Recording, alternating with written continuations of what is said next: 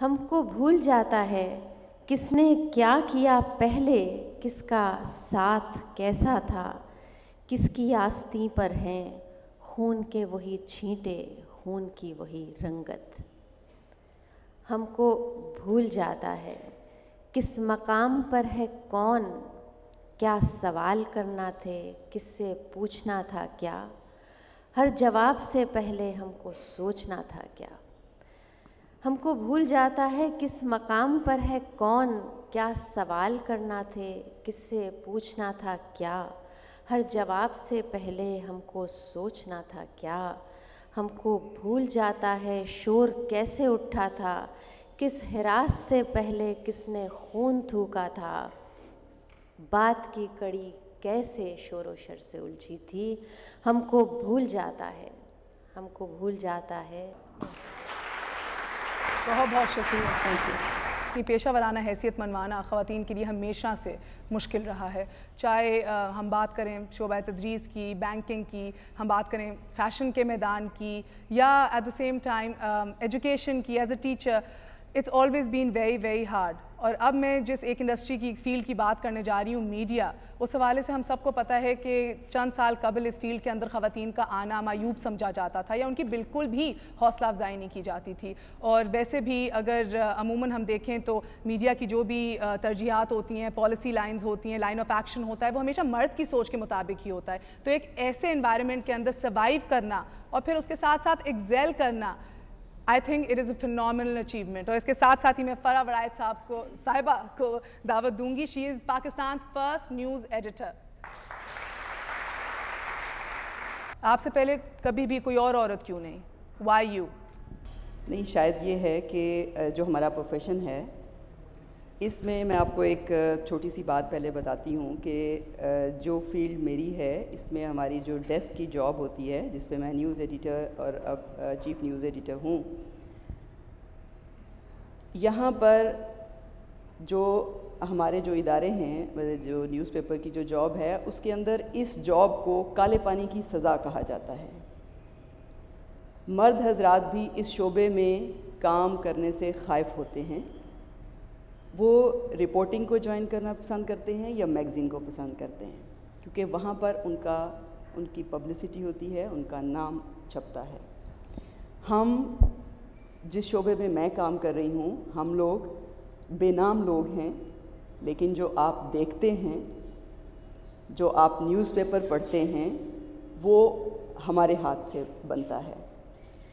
جب میں نے یہ پروفیشن جوائن کیا تو ہمارے اونر نے مجھے صرف یہی کہا کہ آپ ایک خاتون ہیں اور نیوز روم کے اندر میں کسی خاتون کو نہیں رکھنا چاہتا، کیونکہ یہ بہت ٹف جاب ہے، اس میں آپ کو نائٹ ڈیوٹی کرنی پڑے گی، آپ رپورٹنگ جوائن کر لیجئے یا میگزین میں چلے جائیے۔ میں نے ان سے یہ کہا کہ مجھے اگر جاب کرنا ہے تو صرف نیوز روم میں جاب کرنا ہے۔ انہوں نے مجھے یہ بھی کہا کہ آپ کا وہاں پر تو نام چھپے گا، یہاں پر آپ کو کوئی نہیں پہچانے گا۔ تو میں نے ان سے اس دن، اپنے پروفیشن کے پہلے دن، ان سے یہ الفاظ کہے تھے کہ سر، مجھے نام کی ضرورت نہیں، میرا کام بولے گا۔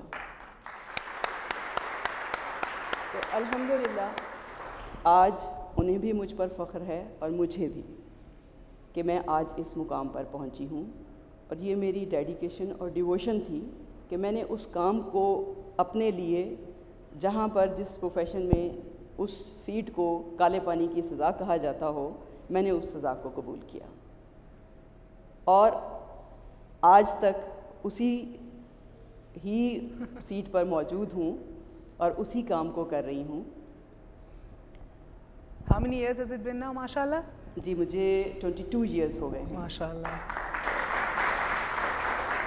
مجھے یہ بتائیے کہ ایسے ایک میل ڈومینیٹڈ انوائرمنٹ میں، جس کا آپ بھی بار بار ذکر کر رہی ہیں، اس کے اندر تحفظ اور ترقی کے لیے ایسے کون سے آپ کو اقدامات لینے پڑے، یا کون سے ڈیفینس میکنزمز اپنے اندر ان بلٹ یا تو تھے یا تو کرنے پڑے to survive and to excel? سچ ہاں دیکھیے میں آپ کو یہ بتاؤں کہ میں نے اس پروفیشن کو میرا جاب کرنے کا کوئی ارادہ نہیں تھا. میں اپنی فیملی میں پہلی خاتون ہوں جس نے جاب کی اور وہ بھی اس پروفیشن میں. شاید کبھی کسی نے سوچا تھا کہ کوئی ایجوکیشن سسٹم میں کوئی آئے گا تو، لیکن میرے اپنے گھر سے ہی مجھے پہلے تو ریزسٹنس ملی. میرے بھائیوں نے مجھ سے 6 ماہ تک بات نہیں کی تھی کہ اس نے یہ پروفیشن یا اس نے یہ جاب کیوں سٹارٹ کی. میں نے اس کو چیلنج سمجھا اور اپنے گھر والوں سے، میں نے صرف اپنے فادر سے، بلکہ میں نے میں ادھر جانے کے بعد ٹیسٹ دینے کے بعد جا کے میں نے اپنے فادر سے بات کی. وہ تھوڑا ناراض ضرور ہوئے صرف اس بات پہ کہ آپ نے ہمیں پہلے کانفیڈنس میں کیوں نہیں لیا. وہی معاشرتی رویے کہ جی آپ کے ان لاز کیا کہیں گے. بات یہ ہوتی ہے کہ اگر ہم یہ کہیں کہ جی مرد جو ہے اس کی کامیابی کے پیچھے کسی عورت کا ہاتھ ہوتا ہے، تو عورت کی کامیابی کے پیچھے بھی میں سمجھتی ہوں سب سے زیادہ ہاتھ مرد کا ہوتا ہے. اوپر بلانا چاہوں گی نبیلہ حسین صاحبہ کو. مجھے سب سے پہلے آپ یہ بتائیے کہ کیسے سوچا؟ پولیس کو جوائن کرنا میرا ایک بہت پیشن تھا میرا. یہ آپ اس چیز کا اندازہ اس چیز سے لگا سکتی ہیں کہ جب میں CSS کے ایگزامس کی تیاری کر رہی تھی اور میرا پیپر تھا اس دن، جب مجھے انٹرویو کی کال آئی تو میرے بڑے بھائی نے مجھے کہا کہ آپ CSS چھوڑ دو گی تو وارڈن پولیس میں آئیں گی، یہ ایک یونیک ہے، نیا ہے، پتہ نہیں آپ کو کیا کرنا پڑے گا، تو میرا خیال ہے کہ آپ CSS کرو بجائے اس کے کہ آپ ٹریفک پولیس میں آؤ. تو میں نے کہا نہیں، آپ کو پتہ ہے مجھے ایڈونچرس چیزیں اچھی لگتی ہیں تو میں اس کو جوائن کرنا زیادہ پسند کروں گی. پھر میں نے وہ ایگزامس چھوڑے اور آپ دیکھ رہی ہیں کہ میں ٹریفک پولیس میں کام کر رہی ہوں اور مجھے واقعی میں یہاں آ کے بہت فخر محسوس ہو رہا ہے اور بڑا اچھا لگتا ہے مجھے. جب ہم لوگ بائک رائڈنگ کرتی ہیں، اسکولز میں لیکچرز دینے کے لیے جاتے ہیں اویئرنیس کے، تو لوگ ہمیں بہت اپریشیٹ کرتے ہیں، بہت پسند کرتے ہیں، اسپیشلی لڑکیاں وہ بہت ہی زیادہ ہمیں آئیڈیلائز کرتی ہیں اور مجھے بڑا اچھا لگتا ہے. آئی تھنک یہ ایک بہت ایک اور اسٹرانگ میسج سب لڑکیوں کو آج دیتے جاتا ہے کہ you have to be true to yourself. جس طرح انہوں نے کہا کہ ان کو ایڈونچر کا بہت زیادہ شوق تھا، تو جو بھی ایسی چیز ہے جو آپ کو زندگی میں انسپائر کرتی ہے یا موٹیویٹ کرتی ہے، ہمیشہ اسے پرسو کریں. Now is the time. اب وہ وقت نہیں رہا کہ یا تو معاشرے سے ڈرنا ہے یا خاندان سے ڈرنا ہے، ان کے ساتھ ساتھ چلنا ہے مگر ایٹ دا سیم ٹائم اپنے خواب قربان نہیں کرنے. زندگی لمحہ بہ لمحہ تبدیلی کی جانب گامزن ہے اور اسی تبدیلی کا اثر ہم پاکستان کے سیاسی منظرنامے میں بھی دیکھتے ہیں.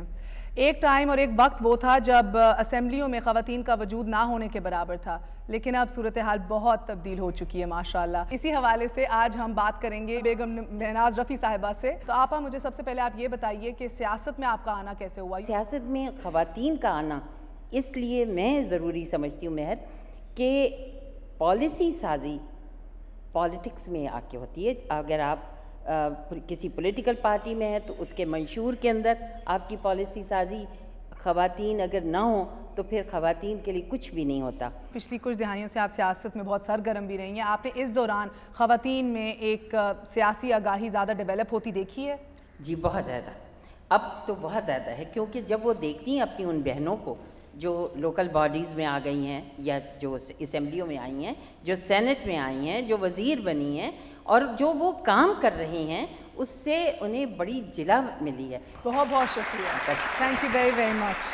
اب میں ڈاکٹر خالدہ عثمانی کو دعوت دینا چاہوں گی. یہ بتائیے کہ ایک عام عورت اپنے انڈر گارمنٹس اور اپنے اوڑھنے پہننے کے حوالے سے ایسے کون سی اقدامات لے سکتی ہے؟ انڈر گارمنٹس باہر کے گارمنٹس سے بھی زیادہ ضروری ہیں کہ صاف ہوں، صرف کاٹن کے ہوں.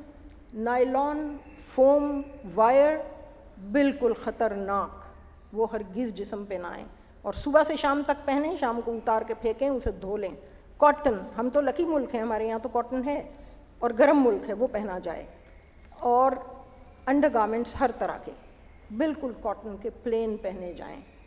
اور بچیاں اپنے اگلوں کو بھی یہ سکھائیں. جو کچھ باتیں میں نے بتائی ہیں اگر ان پہ ہی عمل کیا جائے تو کافی حد تک بچاؤ ہو سکتا ہے. اور بہت بہت شکریہ. وقت ہوا چلا ایک چھوٹی سی بریک کا. ہمارے ساتھ رہیے گا. وی گونا بی رائٹ بیک.